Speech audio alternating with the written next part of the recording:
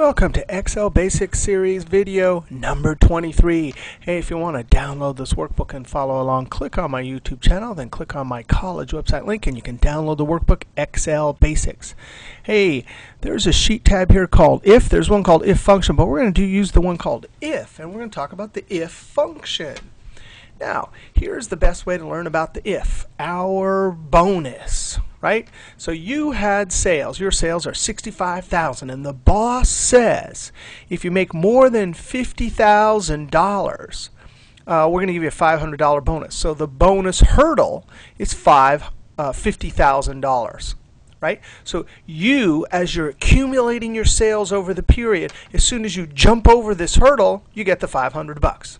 So we can get, you can get one of two things, either 500 or 0. Now in this particular case, we are going to get the 500 because we're over it. But we have something called the if function for exactly this situation. You don't want to have to calculate by hand a bunch of employees. So you can have the if function evaluate this hurdle and the person's sales and determine whether a 0 goes in this cell right here or 500. So as soon as you get a situation where you get one of two things, the if function is great. Now, before we do the if function, let's talk about a logical function. A logical function is like this. It'll tell you true or false, did you get the bonus? We're going to type an equal sign because it's a formula, and we're going to click on your sales, and we're going to use the greater than, and then secondarily, the next symbol, equal. Now, we could just do greater than, right? And so the question you're asking this formula, are your sales greater than? But if you have a nice boss, usually they put the equal sign there, right? Because if you would get really mad if you got exactly 50,000 and they didn't give you the bonus. So greater than or equal to. And there's no single symbol for greater than or equal to, so you have to type two things in. All right, hit enter. Hey, that's a true false formula. Watch this. If we type 49,000 here, what does it say? False. Now I'm going to click in the cell and hit F2. There it is. This little part right here is called a logical test. It can only do one of two things, say true or false. All right, let's keep that in mind as we determine using a true false in the if function whether you get a bonus. All right, here's how we start it with an equal sign. The name of this function is if, open parentheses. Now the screen tip here is very handy. It says it needs a logical test. Well, we've already learned about a logical test, so we'll put a logical test there. The next two parts of the if function are quite easy. It's just what do you want to put in the cell if it's true, meaning this comes out to be true, and then what do you want to put in the cell if this comes out to be false. We already saw how that worked there. All right, let's try it. Let's do our logical test. Click on 65,000, your sales, greater than or equal to the hurdle. Right? So the question is, are your sales greater than or equal to the hurdle? Now, the screen tip's pretty polite. There's a comma there. So before you can put in the next argument, you have to type a comma. Watch what happens to the screen tip when I hit comma. Notice how this next argument becomes bold. So value if true, well, it's the 500. Now, to get to the next value we need, the next argument, we have to type a comma, and I'm just going to put a 0 in. Close parentheses. That's it. If you can talk your way through how a bonus works in English, you can figure out how to do the if function. I'm going to hit enter, and let's test it. And we have to test three things. Let's test below. So you had 40,000. Right? So it puts 0 in the cell. Now let's do exactly right on because we have to test that. True, ding, ding, ding, you get your 500. And then of course you had 65,000 because you're such an excellent salesperson. So if we put 65,000 something way above, sure enough, it comes out $500. So that's using the VLOOKUP to put one of two numbers into the cell. Now let's scroll over here. We have another example here. And what we want here, if I can get my screen to work, is we want to check whether this is in balance or not.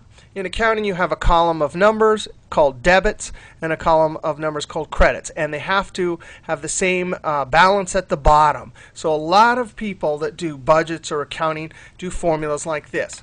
They want to check whether two numbers are equal, not whether it's greater than or less than, just if they're equal. Hey, let's do a true-false formula right here. Equals is this equal to this. Now that looks funny if you've never done a true-false equal formula, but that's kind of cool. Hit enter. True.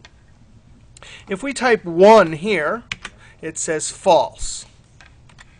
Now let's do our if, because what we really want is we want some word like yes or no or in balance, not in balance. So we're going to do a if formula to put one of two text strings or words into a cell. So let's start it. Equals if. I'm going to have to scroll up just a little bit. Why don't we just make the... So we'll do our if in this cell. Equals if, open parentheses.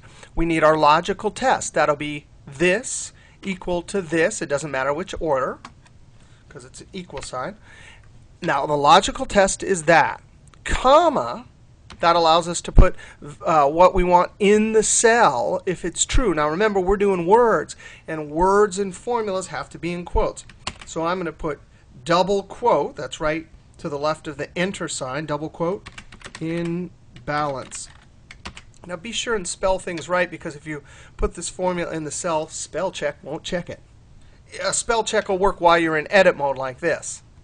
All right, that's what we want to put in the cell if it's true, the two words in balance.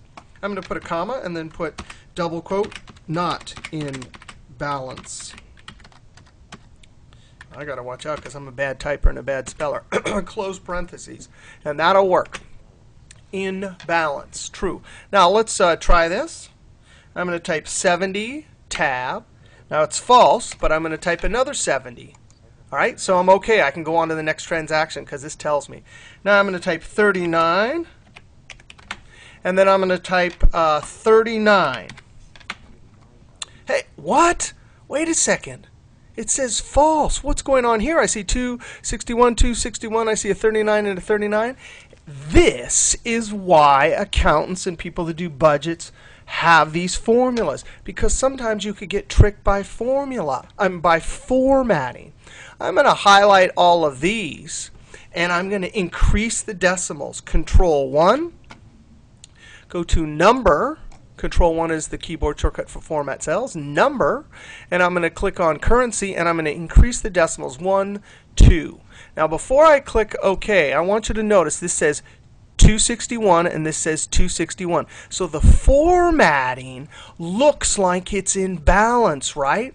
But one thing we've learned in this series is that formulas don't look at formatting. They always look at the underlying numbers. So I'm suspecting that we have some problem here, and this formula caught it for us, because formulas don't get tricked by formatting, just us when we're looking at it. I'm going to click OK. Oh, and there it is. I accidentally typed in an extra penny right there, and the formatting just made it look like they were in balance. But guess what? Our if formula here, in fact, caught it. So now, because our if function formula caught it, we can come back and quickly see, type 39, and then enter, and we're good to go. We're in balance. Now, those are just two examples of the if. The if is a very powerful function, one of the more common functions. I just want to point out that if you want to watch a great video, Magic Trick 167 has 12 examples of how to use the if. And it starts off simple and gets much more complex. I'm just going to click on this and show you that at YouTube, there it is. Magic Trick 167 Part 1 if function. Right? And this is a great video, so I encourage you to go and look at that. There's also a Part 2. Now, as always, if you want to download this workbook, what did I do with it? There it is. There's the direct link to download all the workbooks, and we'll see you next basic trick.